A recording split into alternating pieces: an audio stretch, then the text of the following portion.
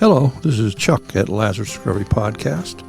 Today we're going to be talking about a sort of continuation of the Why series. And today I'm going to look at what it means if we're dealing with human beings in both sides. And I think on both sides we forget. Now, it's a little bit about how we sell it.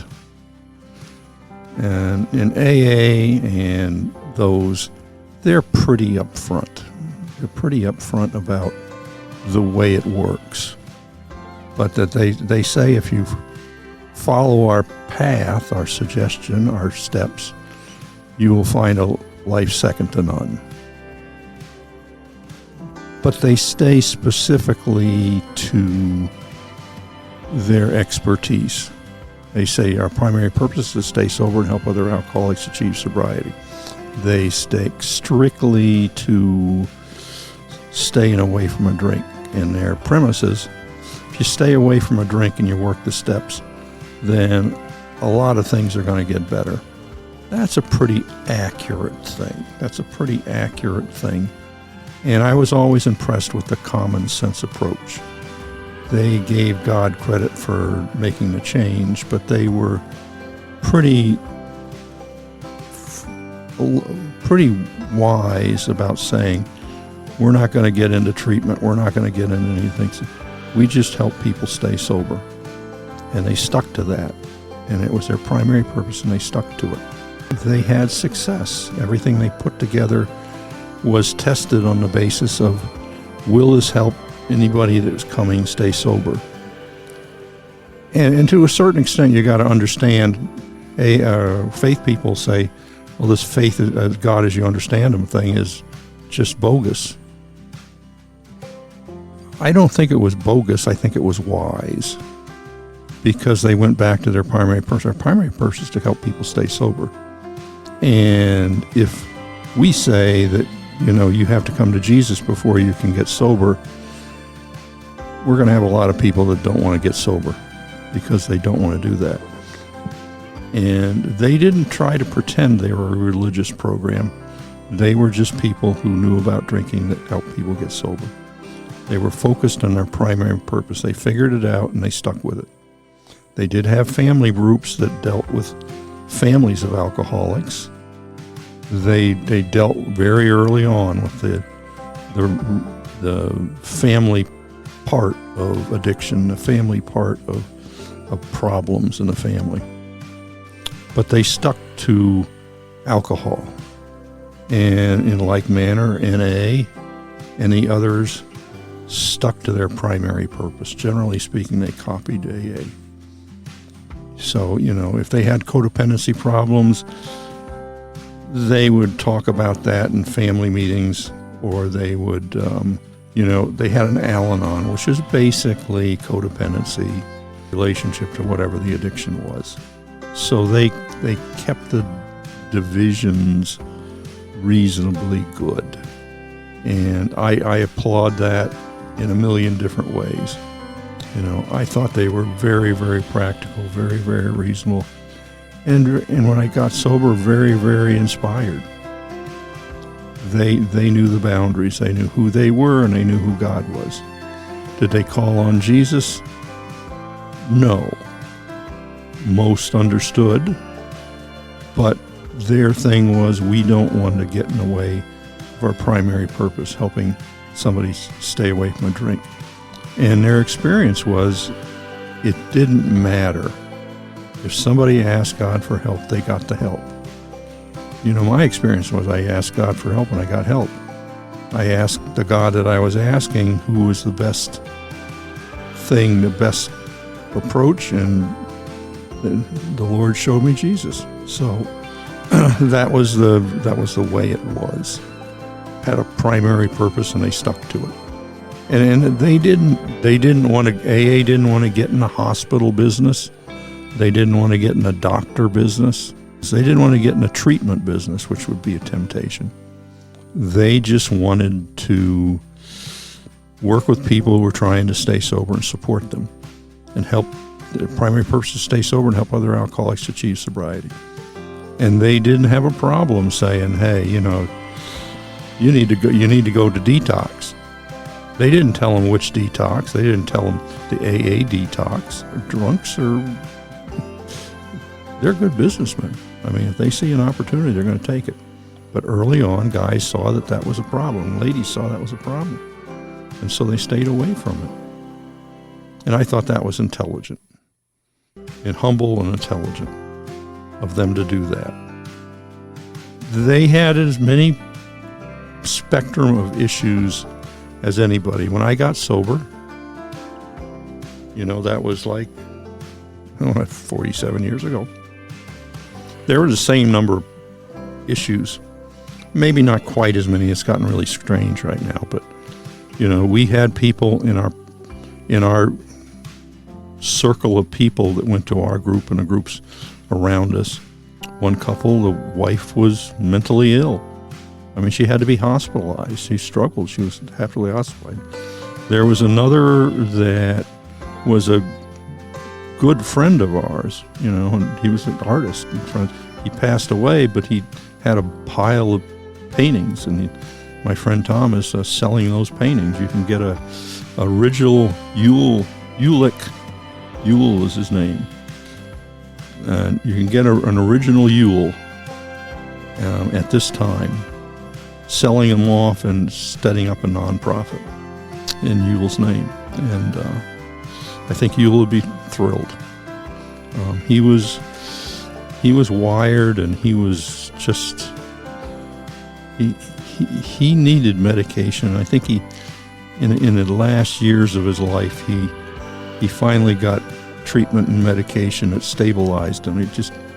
There was no way that just staying sober was going to work for him. He needed professional help and medication and stuff like that. And he stabilized his life. Still crazy, still nuts, still a little off the wall, but the medication helped an awful lot. And AA didn't prescribe that medication. They didn't enter that medication deal.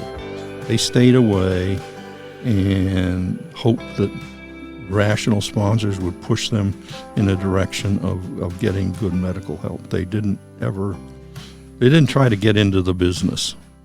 And I thought that was amazingly prescient and wise. And that was the way AA dealt with all the stuff. Our primary purpose is to stay sober and help other alcoholics to stay sobriety. They didn't get into the peripherals. They could have gotten into counseling. They didn't get into counseling. They had family groups, Al-Anon, for people that support people that came from alcoholic families. But they didn't have counseling centers. They didn't have their own shrinks. And they didn't do anything like that. They referred all that out to professionals. Again, very, very, very wise. I wish I could say the wisdom transplanted itself into the faith community, but my experience is that is not necessarily so.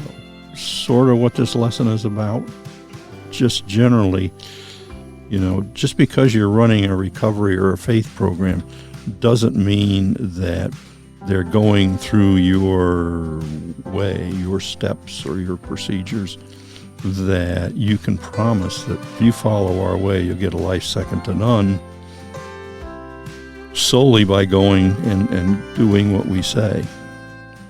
That is absolutely not true, because these are people of spectrum people. They're all over the place. The percentage of people that come into recovery and faith have the same percentage probably of people with brain chemistry issues and mental health issues and trauma issues and everything like that. And it is not the function of recovery or faith to try to insert itself in that. AA was wise. I think NA is wise. I can't say the same about faith, because there's a whole thing that says, well, If you're walking with Jesus and doing our thing correctly, you won't have spectrum issues. In other words, there is not said but implied that if you do this, if you walk with us and let Jesus into your life, then this is going to solve all your problems. They don't say that. I don't think they mean that, but it gets implied. It's implied. I had a person I knew, and obviously remain nameless, who was basically on the mental health spectrum. He functioned successfully to a point with medication, but he didn't feel like he was better. And I don't think there's a doctor and a secular word or anyone who'd say that, people are going to be better. The symptoms are going to be managed. Their life can return to some sort of form of normal. And this guy asked a very prescient question. What does recovery look like for me? And it was a part question, and it was a part sort of desperation. And that is a very, very prescient question, because, struggling with spectrum issues is not necessarily a slam dunk. It is a day-at-a-time walk with issues. Sometimes mental issues are a chronic issue that you have to deal with. It takes a special sauce to learn how to navigate that. And, there are organizations that deal specifically with that work with people on a particular mental health track, that provide assistance and informed assistance about people who are, on the spectrum of mental health issues, so that they can live a life that is reasonably manageable, that is reasonably okay, that gives them the best possibility of living a normal, life that's recognizable to other people, that deals with the pitfalls of being on that particular spectrum of issues. And they have their suggestions, and they have their things, and they have their terminology, which is very similar to AA, but different. It takes those particular places who deal with those particular things, that carry the wisdom of dealing with those particular things. It requires those particular people. And always, there is no doubt that anybody that deals in those spectrum of issues will say that we have the answer. They say an evolved answer is a team effort.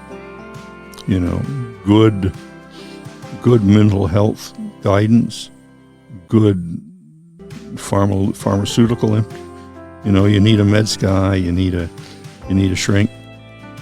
You need a team that works with you to maintain balance, and you need a fellowship of people that reinforce good practice.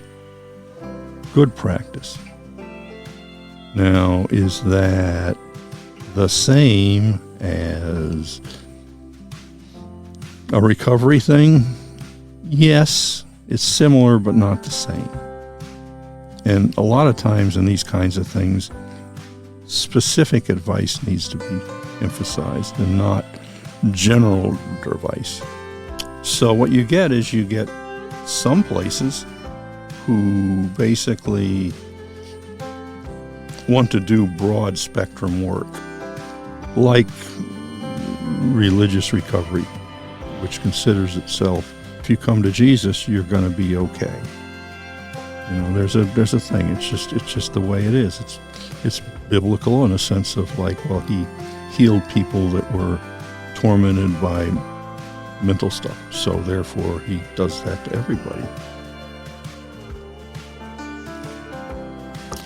This is a problem. Does Jesus heal a broad spectrum of things? Yes. Does working the steps and steps of repentance and turning your will and your life over the care of God, does repentance and reestablishing a relationship with God and other people help? Yes, of course it does. Does it restore a normalcy of life? Yes, it can. But depending on the type of issues, you should not really leave the impression that if you do what we say, you're going to live a life second to none, just like everybody else. That's not practical. And to a certain extent, it's a little bit dangerous. And that's sort of why we need to be clear. There's faith, and I've been in Pentecost forever. And, forever. 40.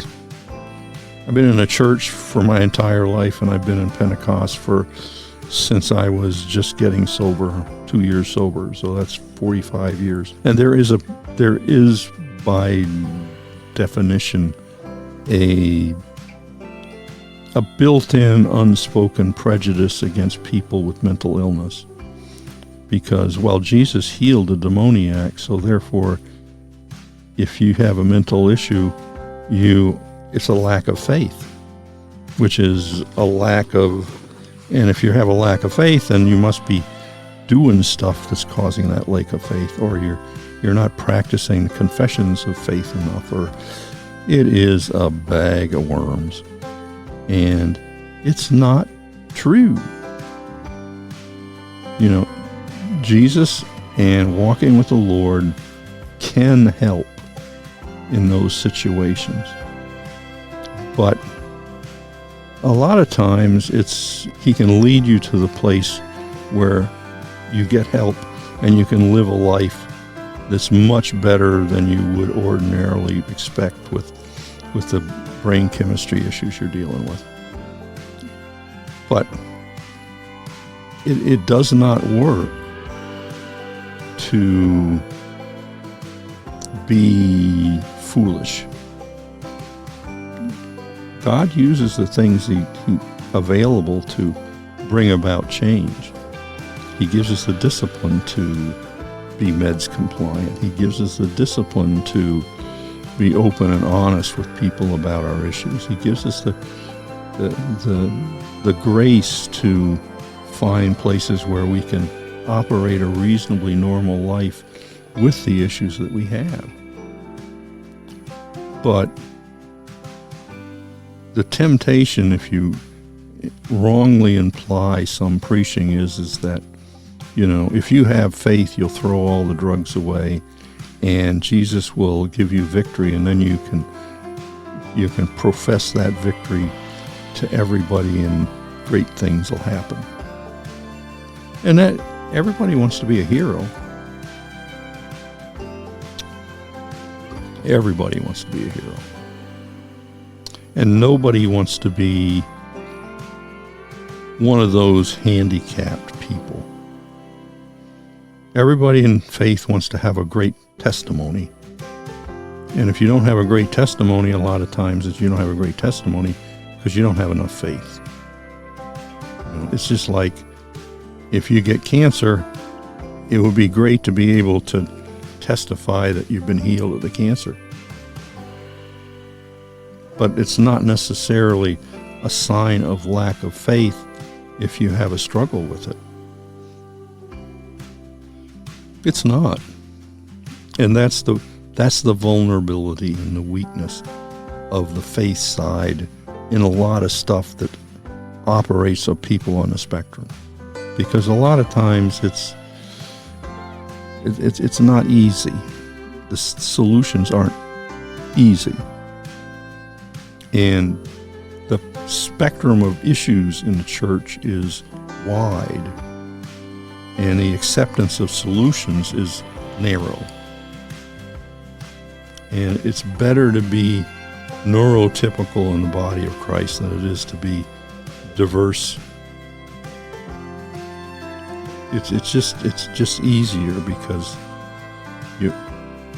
neurotypical people sort of get things automatically, and neurodiverse people don't get it, and they can act odd, and then it's a challenge to be neurodiverse and be in the church, especially if you go to a church that is neurotypical.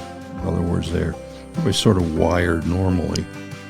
The population of neurodiverse people in churches, depending on the church, is a bit of a tough road. It's like you have to keep that secret, because you're in order to get along in a church, you have to pose a little bit. And if you study it, people who are neurodiverse pose a lot. They cover it up a lot, which doesn't really help. It makes it difficult. So, church faith people just generally, in order to protect their reputation of being a great Christian, have to pose a lot. And that creates its own issues. So it's not surprising that when you get to people that are maybe neurodiverse and are in churches that have issues, and their spectrum issues of mental illness or, codependency or, sin issues or stuff like that they struggle, because the neurodiverse part makes it difficult to connect with the people that have the help, and that's a shame. That's just really a shame. But the point that I want to make in this particular lesson is that simple things like AA best practices would be really good for the church to adopt. I'll give the church credit for a million things that they do really well. But in groups like CR, which is basically Christians' answer to AA, because who wants to go to a place that talks about God but doesn't want to talk about Jesus? So CR is basically a place you can talk about Jesus, with pressure to talk about Jesus. That's too bad, but it's perfectly understandable. AA is just the opposite. There's a pressure not to talk about Jesus. There's even a pressure not to talk about God. Spiritual, but not, then you get yourself into a whole different thing. What's spiritual that doesn't talk about God and doesn't do a bunch of things but spiritual? Well, that's a whole rabbit hole that is not a good place to go, because you can find things in the dark that will tell you what you want to know, what you want to feel and know, that aren't necessarily the best for you. So church people have God, but they don't, and my point, I think, is that they don't have a complete understanding of who's in their thing. They're trying to take care of people that they don't understand.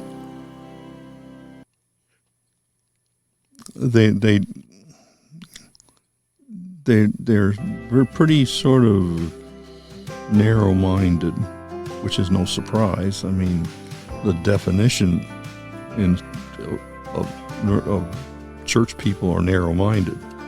And it turns out a lot of times they are very narrow-minded.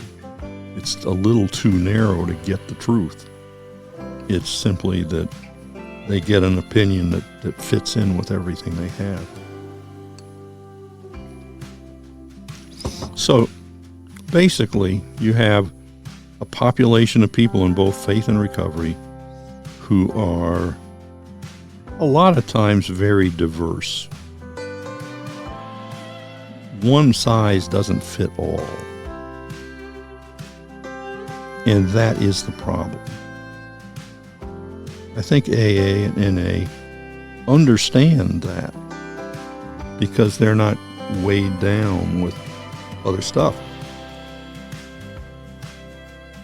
They get it.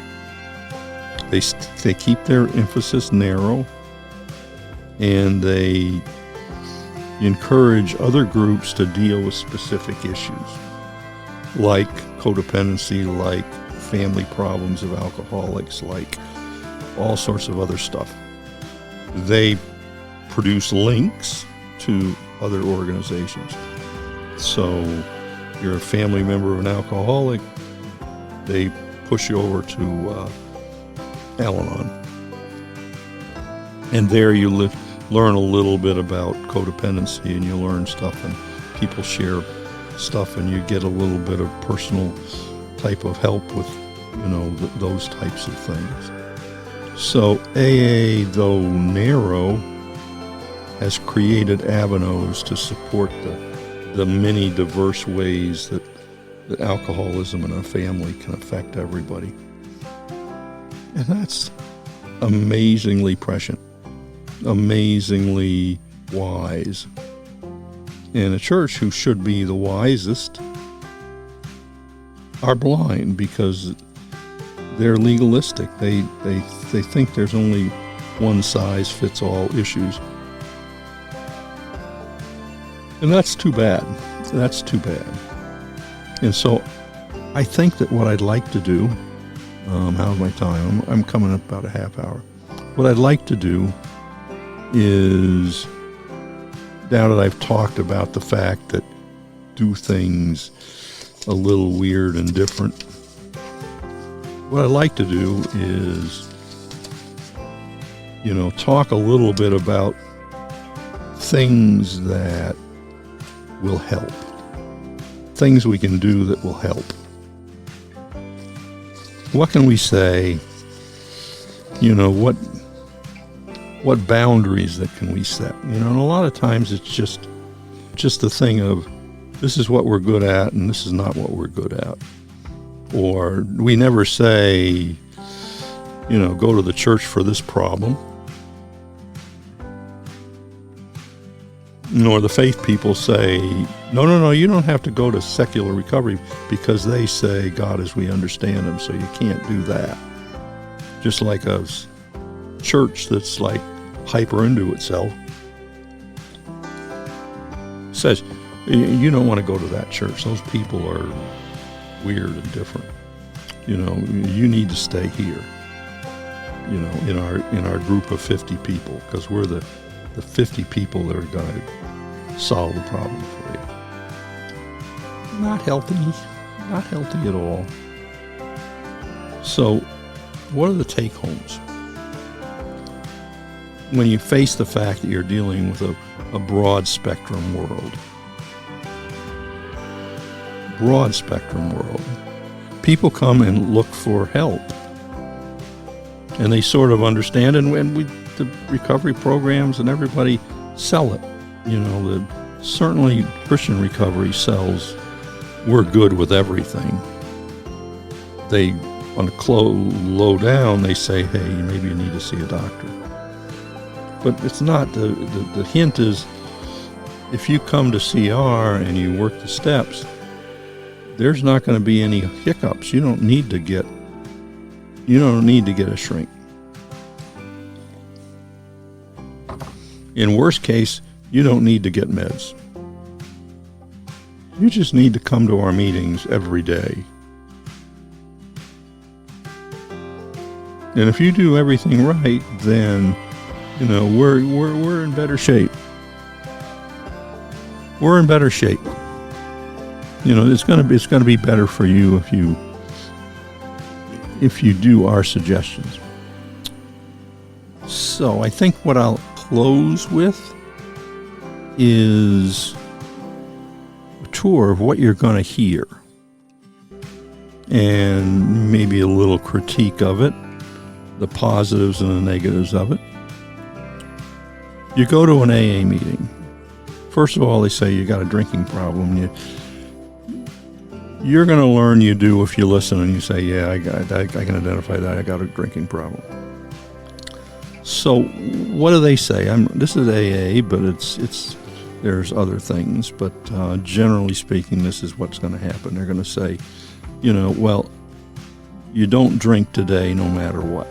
Okay, that's cool. That's good. I get that. Don't drink. And they're going to say, go to a meeting. Okay, yeah. You're listening along and go to, 90 meetings in 90 days. Oh my God, that's ridiculous. I'm going to die. But there's a reason for that. You're basically applying a vice to your brain. It's a thinking disease, mental, physical, spiritual. And the mental part is you're just thinking just really stinks. And you need to go to meetings and have stuff hammered in so that you have a chance to change your thinking. So that's good advice, And they say, get up in the morning and ask for help every day. They do that. Go to a meeting every day. Ask for help. Get up in the morning and ask for help. They don't say who to ask for help, or they just say get up in the morning and ask for help to stay away from a drink. And then they say, maybe a little bit of something, but what they say. That's what they say. Go to a meeting. Don't drink, go to a meeting. Ask for help. And then they start, if you're sober a while, get a sponsor, get somebody to be accountable to, and then start working the steps. In other words, start a program of accountability and recovery. And they say, keep on going to meetings. Then they say, get active. What they mean is get involved with the group. Contribute to the group. Make the coffee for the meetings. Make something that makes you responsible to get there. Talk to people. Go out after the meeting and talk to people. Communicate with people. Go to a step meeting. Start working the steps. Go out afterwards for coffee and donuts or whatever like that. Talk to people. Get a sponsor. Talk to people and make yourself available to them. Work out your stuff. Don't stuff it, but work it out. That's the program. And they say, do that and you'll get a life second to none. Maybe not today, but certainly along the way. You'll have a program that you can work on. And that's as simple as it gets. But it's all encompassing. It's a daily program. Read the literature. Pray every day. Talk to people every day. Be accountable to people every day. And go out on a daily basis and go to meetings and do service and stuff like that. It's a busy schedule, but it keeps you busy, and it keeps a reinforcing thing in your brain, and then you have supports as your brain starts to get thawed out and you start going crazy, and then the one thing they won't do, I have seen it, I don't see it much there, is they say, hey, if you need some help, therapy help, ask and receive. So that's the major thing. Just keep it simple. Focus on the important stuff.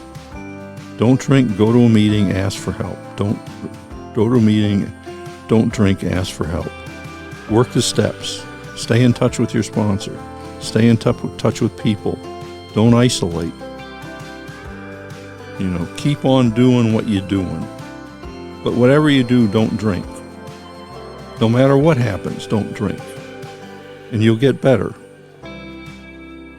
That's pretty good advice. You're basically saying treat your body nice and everything's going to, that's going to help you. That's the program. That's the thing. And it's practical. And you're also going to get, you talk to the sponsor and you get, hey, this and that and something else. And they're going to say, well, maybe you ought to get help. Maybe you ought to go to a sponsor. Maybe you ought to get off the dime and take the medicine and go to the doctor and say, I'm having these issues, what can you do for me? Get a shrink. They're not going to say don't in most cases. You're sober, you're clean, and you're tweaking right out and you're going crazy. They're going to send you to a doctor to get help. It's not a bad thing to go to a shrink because they recognize it's a spectrum thing.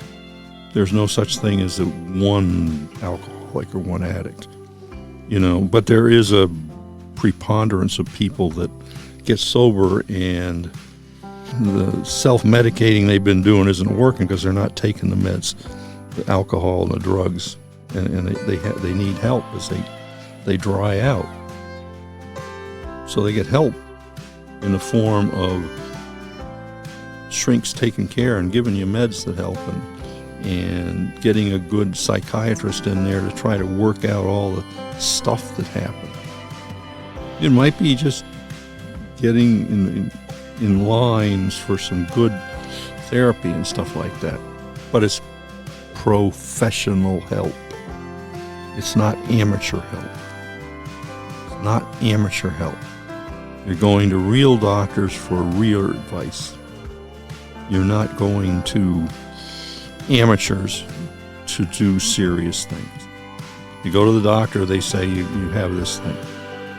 You take the meds, you do the thing, you come back, you get a doctor, you do the thing.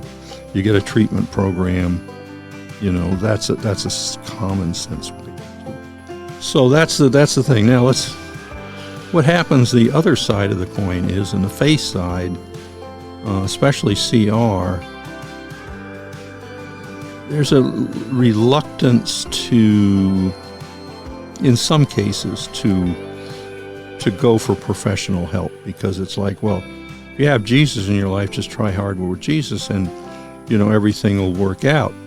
Works out sometimes, but not all the time. Basically, you're going to know whether you're in the right thing if you go to whoever it is that's running the CR or something like that, and you say, hey, I'm having these issues. And if they say, work the program harder, I think you need to go someplace else. But if they say, hey, I have a couple names you can call, and, they can refer you to doctors to, perhaps medication is needed. Maybe you need medication. Maybe you need, certainly need a bunch of professional mental health professionals to come on alongside you and work out the thing. You should get professionals, and that, to a certain extent, that is the point of this podcast is, for God's sakes, get professional help. Don't let prejudice against professional help. Is it perfect? No, not really sometimes, but it's better. If you're struggling with depression, meds can help. If you're having issues that are brain chemistry issues, you got like a pretty good hardcore diagnosis. You need to go and tell them about it, and you need to get on medication and stuff like that. Is it good news? No, it's probably not good news, but it's just on the spectrum. It explains a lot. A lot of times, if you have drugs and alcohol, drugs and alcohol were simply you trying to find something to help you manage the symptoms of the illness that you have. Instead of like, you bad person, you're drinking like you're drunk. No, you're self-medicating and trying to find a way around it. And when you find out you can't drink and you get sober, then you find out that it's not just the drinking, stupid. And that's what I'm saying. Find some place, whether it's church or whether it's secular recovery, that's going to give you permission to find answers to the stuff you're trying to do. And a lot of times when you stop using drugs or alcohol, you collide with what you were trying to self-medicate about. And just because you get sober does not necessarily mean things are going to be second to none. It means that you're going to be able to see the issue and find a solution to that issue. And that solution might be some sort of drug or something like that can help you. There's no guarantee, but it's certainly, sure, God can come and take care of the problem. But you need to be able to check that box off. And I think that's what I'm saying. If you're in CR and you're having issues and you're not sure, you go to professional and get some opinions. If you've been struggling for your whole life and you get sober and you're starting to have have serious mental breaks, then you need to go to a doctor. You need to go to a doctor. You don't need to go to the pastor and get prayed for. You can do that, but you need to go to a doctor too. Celebrate. So just go to somebody and find out. Go to professionals, get their opinions. If you don't like the opinion, you don't have to do it, but at least you have an opinion. And I think I'm very strongly about that. That's what we have professionals for, to give us treatment programs. And maybe it doesn't work. You can go there, but you go back and say, it's not working, let's try something else. But don't, for spiritual reasons, turn away from the professional help. And for God's sakes, if you got something, you go to a doctor, he gives you a treatment plan. Don't go searching it. You're going to find, if you go to the churches, you're going to find somebody that can tell you don't have to take that medication. I guarantee it. I guarantee, no, I'm taking this stuff and it works fine. That's not smart. That's not smart at all. You need to trust professionals. You can't, of course, there's, the issues in recovery are a spectrum of issues. It's not just the thing you're into recovery for. It's like there's an underlying problem. The marriage might not be because you're an ass or your spouse is an ass. It might be because you're struggling with something and you're untreated in something. And especially if you go to certain churches that discourage you from getting treatment, then you're simply going to be spiraling down the toilet because you're cut off from any treatment that's going to help. You got to be open-minded to the fact that, maybe it's not going to look, that's the thing. It's a broad spectrum thing.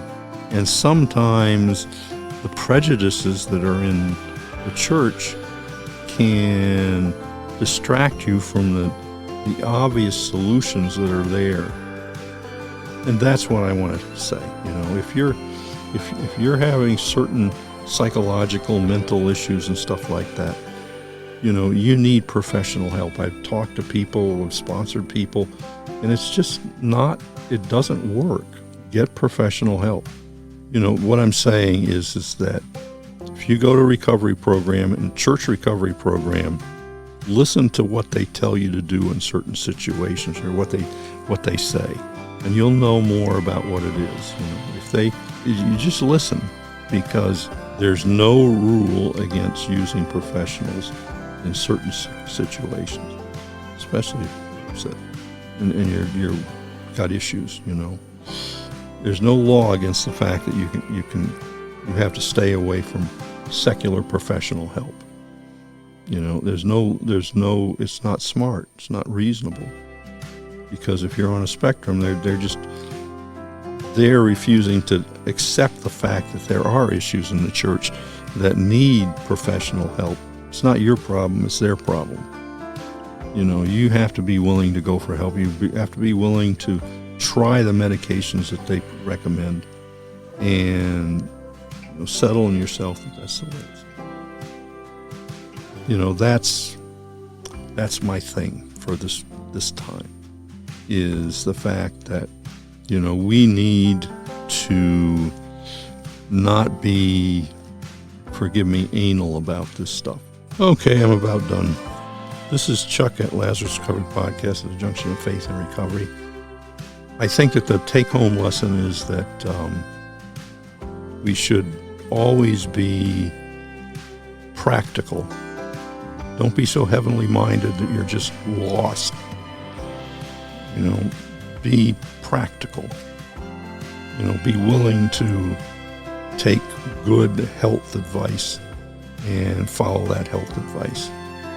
And certainly if you've got a spiritual advisor who is controlling or manipulating or something, try to find somebody that's level-minded to balance that off.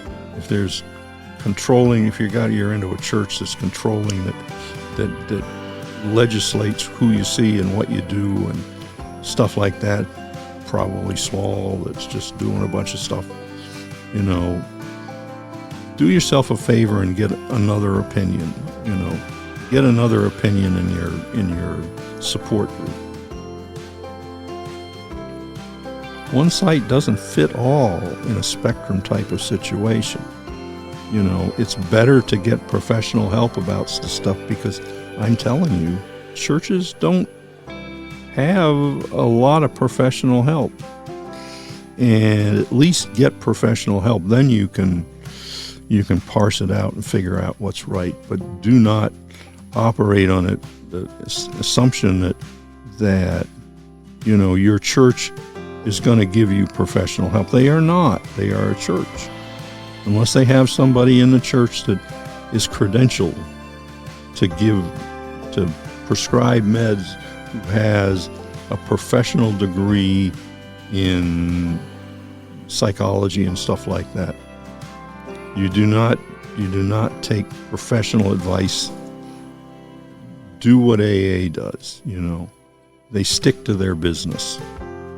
We help alcoholics to stay sober. We don't get into all the other stuff. The hospitalizations and the mental health issues and stuff like that. We recommend that they get good professional help. And that's sort of my soapbox today. For God's sakes, get professional help for mental health issues, for spectrum issues. Don't expect that your sponsor is going to have answers for something that's listed as a mental issue. That's foolish to expect professional help.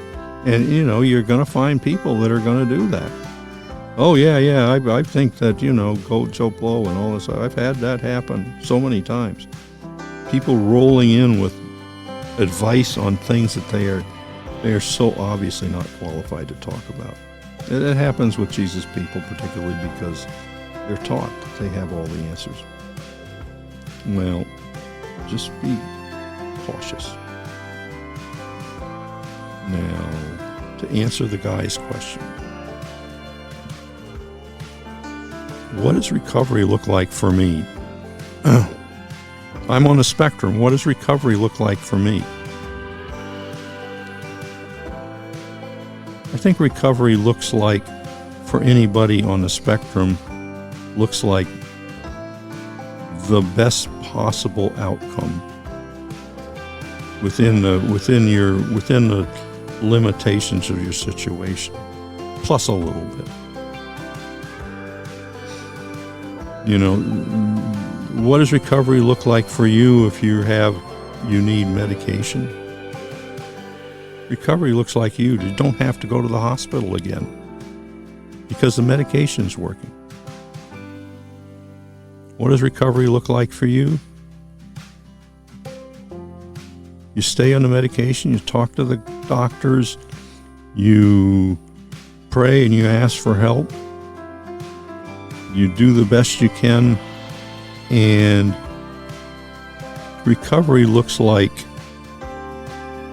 you have mastered and lived with a situation that is disabling for many, and it's not for you. You can live a life that is fruitful, that is purposeful, that is second to none. There's no reason why with issues that you can't have a lot of the things that you think you can't have. If you get the sufficient professional help and medical help and chemical help that you need to maintain a stable way of doing things. You're involved with people. Now, the final thing is, what can you do to screw that up? It's the same thing as any place else. It's the same thing. Particularly, this is advice you get, when dealing with organizations that deal with mental health. The directions are, just like AA, don't go to a bar room. Well, the directions are, don't isolate. It's good advice for don't get hungry, angry, lonely, or tired. Same advice. Don't isolate yourself.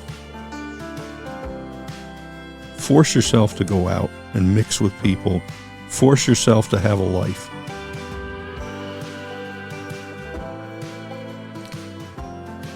Tend to the business of being a responsible consumer of mental health type of stuff. If you got something, the doctor tells you, here, do this stuff, and we can make it so that it's a manageable thing. That's what this is. It's a manageable thing. But you need to do things to make it a manageable thing. Do the things to make it a manageable thing. What does recovery look like for me? I manage the situation I have, and I'm able to find a life that I wouldn't be able to find otherwise. Are you going to be neurotypical? Are you going to effortlessly find the beautiful person and stuff like that? Have 15 kids and a life second to none that way? Maybe not. Maybe you can. But it's not like I'm never going to have anything. It's like, yes, you can have stuff as long as you form into your life the disciplines you need to maintain the balance you need to make. In other words, you're meds compliant. You do your doctor's appointments. You do your shrink appointments. You do the things you need to do to keep your head straight. And, probably you don't drink and you don't use because,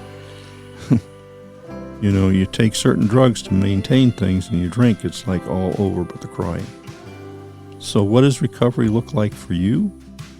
It looks like a disciplined, informed life that finds fulfillment in simple things that can, with discipline and building the right relationships, can be better than many people have without the issues that you have.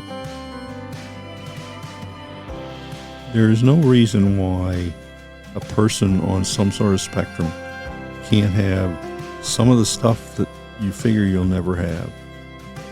There's absolutely no point to getting depressed and suicidal over your diagnosis. It's simply a matter of taking a few suggestions and being patient. Will you get everything you want? No. Trust me. Nobody gets everything they want. If I had the girl, if I had the thing, if I hadn't done this, if I wasn't a complete idiot, I'd have 5 children and I'd be elected to Congress and I'd be, okay, fine, great, okay. If I hadn't, no. You got to be right size about your expectations. But there's no reason why you can't expect to live a life that is normal and fulfilling and fruitful for other people. You just have to do what you have to do. You have some disciplines you got to follow. You can't live like a pig. You got to be just disciplined and reasonably intelligent about what you do.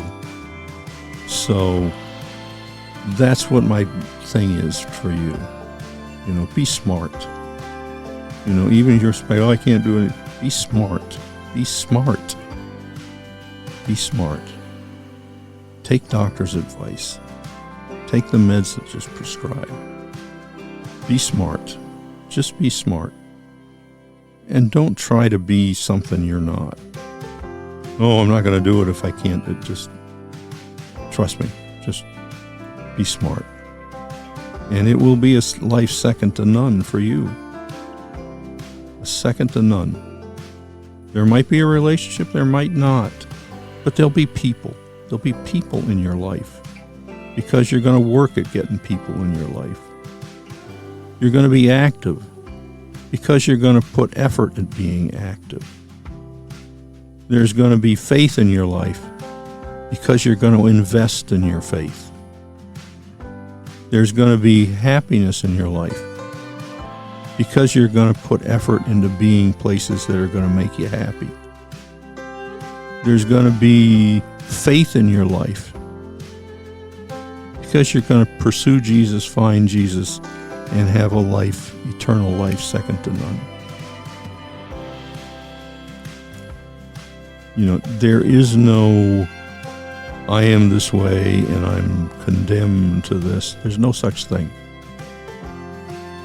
There takes effort. It takes discipline. It takes accepting limitations. But there's no reason why it can't be second to none. It's maybe not going to be your neurotypical dream, but it's going to be pretty doggone good. If you're willing to do the work, the effort, and the discipline to do the things you need to do to take care of yourself and get the help you need and are willing to take suggestions, there's no reason why you can't have a life second to none. And that's what I want you to know. There is no reason why you can't have a life second to none. This is Chuck at Lazarus Recovery Podcast at the junction of faith and recovery. And I do pray that you find the discipline to pursue a life second to none. And it takes pursuit. It takes pursuit. Jesus takes pursuit. It takes the willingness to pursue. And I pray you have the willingness to pursue. The Bible says, seek the Lord with your whole heart. I pray you'd have the wisdom and the grit to pursue life in a way to find life second to none, with a Savior that's second to none. This is Chuck at Lazarus Recovery Podcast, at the junction of faith and recovery. Have a good day. Thank you much. Bye-bye.